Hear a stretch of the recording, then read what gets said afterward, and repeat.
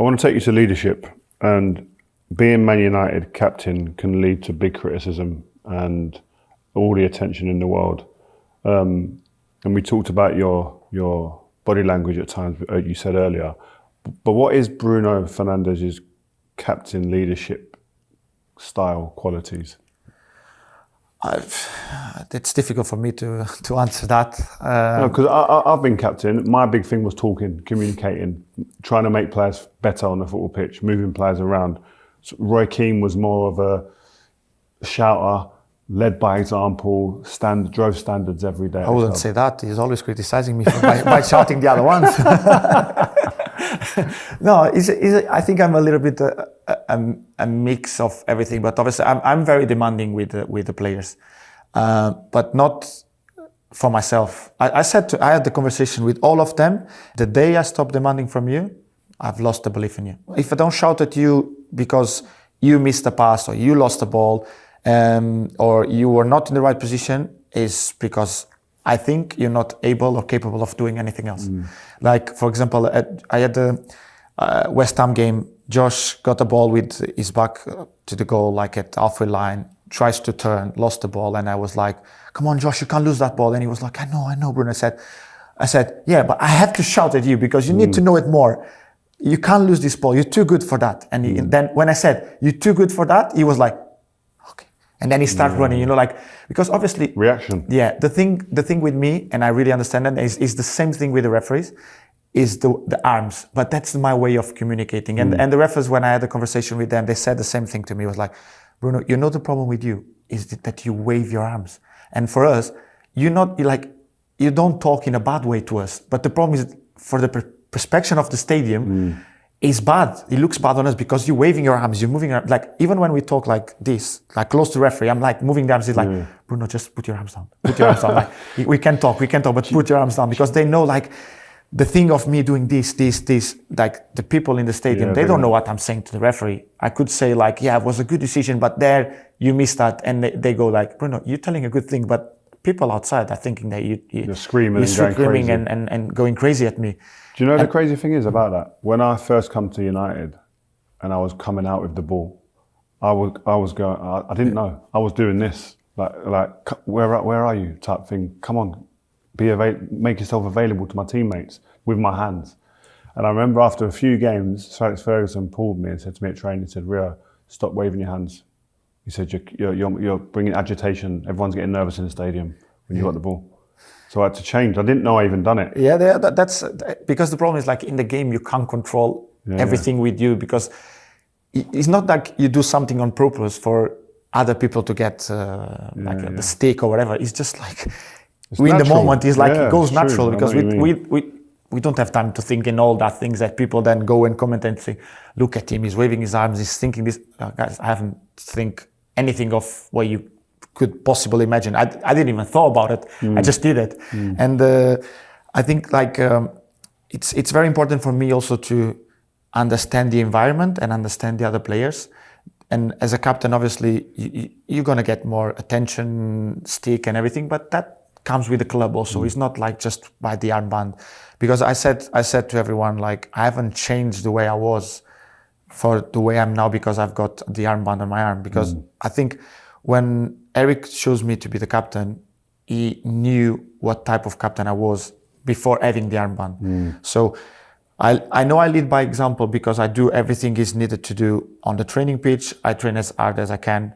I can moan as much people think, but I run more than I moan. That I'm pretty sure of that. So I think I'm still an example of how the way things have to be done for the club. The standards. Then I think I treat everyone as I would like to be treated. And when I talk about everyone, is not just the players, but everyone. I don't see anyone below me. For me, everyone is in the same level. It could be me, it could be the people that serve us at the restaurant, the chefs, the nutritionists, the staff, all of them for me in the same line as me. No one is below and no one is above me.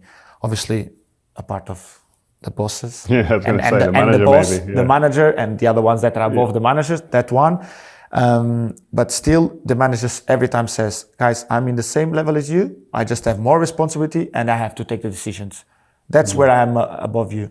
And then as a captain, I have sometimes to make decisions on things, and then yes, I'm above certain players. But what I do is, okay, we have a leadership group. There is me, Ari, Licha, Tom, Mazraoui, and Diogo. We have 6 players. But obviously, we then add players in the situation that are not in the leadership group, like Casemiro, Luke Shaw, because we also want players with big responsibilities to have a saying. But obviously, we always try these 6 players to, okay, guys, this were the way we want to have, where we want to be, what we want to do. And from that 6, the message has to be clear for everyone else. We have to become a little bit of a bigger personality than the other ones because we need to make the rules clear for everyone. But that's not just me. It's the leadership group that has to like put a stamp in the place, like, guys, this is what we're going to do,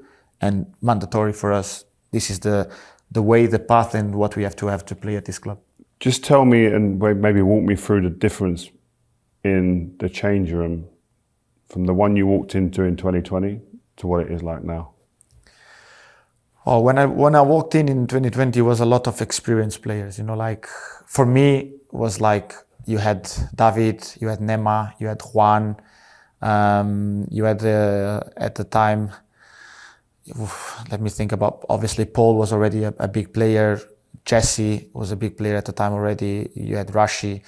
You had a lot of like experienced players in the team, and then we'd come with a mix of youngest. Now, I look at myself as Nema and as Juan and everything, and a lot of young players coming in with a lot of energy. I think as everything has changed in the world of football in the last not 5 years, but also like through the years I've been in football. Always everything has changed. Everything is more, I would say, softer. It's different the way you have to deal with the players, because obviously when I was a younger player, I was used to be like the young ones would stay in my like very like, oh, there is the big players coming. You have to be like quiet, you know, don't be noisy and everything. Nowadays, the young ones put the music in the dressing room. They make noise and everything. I have Lenny on my right side and Patrick on my left in the dressing room. Oh my God. His shoes everywhere, is everything. I have to be all the time like, come on, Lenny, put the things right. Patrick, put your shoes in the basket. Come on. Like a dad. I need to be like the dad of the dressing room. And then a part of that, I have Josh just on the side of Patrick that is like the noisiest one in the dressing room.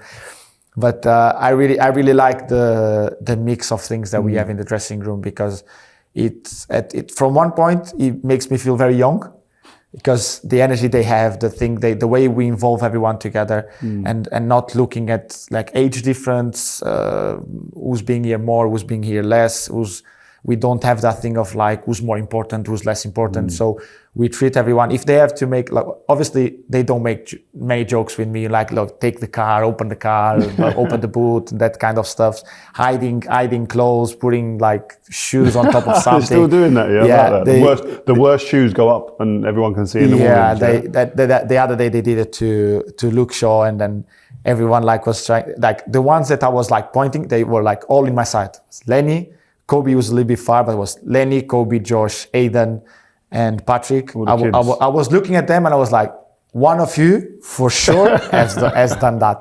And then Luke Shaw was like, guys, if I find out who it was, your car will be in the middle of the pitch, I'm telling you. But that's good. The vibes are good. The energy is very good. And obviously, even the older ones, we don't take it as serious, like these jokes and everything. We go along with it. Obviously they know who they joke with, because obviously they won't joke with me with that, because I will punch them. I said to Aidan is the one that like he always goes too far with everyone, but I think he does it on purpose. He likes to be like, he's a very good kid that we see him in the training and the day by day, and you see him on the pitch when we're playing, and we say like, this is not the same guy. The way he can switch is not like we're like that. This is not the same guy. It's hard to do that, you know. He's coming out of the dressing room to go to the warm up. You still can see him like a little bit like laughing and stuff like that. As soon as he gets into the pitch, like you look at his face and he looks like an old man playing, like serious face, everything like, and you're like, I couldn't do that, you know. I had to be serious when I wake up and be ready on the bus. That's me. Serious and focused. That's me. I I think it's like more old school mentality. We used to see the other ones like that, so we were like, okay, focus, like no noise, no nothing.